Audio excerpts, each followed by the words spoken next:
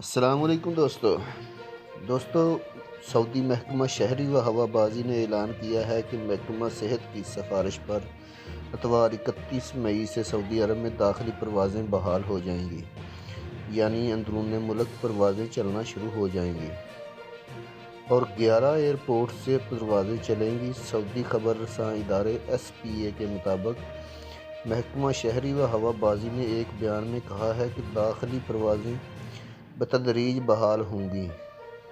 تیاریاں مکمل کر لی گئی ہیں۔ سعودی ایئرپورٹ سے سفر کرنے والوں کو تمام احتیاطی تدابیر اور ضروری صحت کے انتظامات کی پابندی کرنا ہوگی۔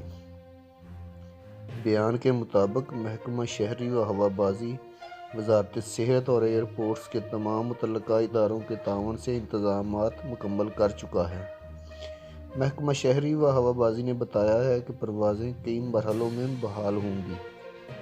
انہوں نے یہ بھی کہا ہے کہ پروازیں 2 ہفتوں کے دوران ملک کے تمام ایئرپورٹس پر مہیا ہوں گی، جبکہ پہلے مرحلے کے لیے پروازوں کا آغاز ریاض، جدہ، دمام، مدینہ منورہ، قصیم، ابہا، تبوک، جازان، حائل، باہا اور نجران سے ہوگا۔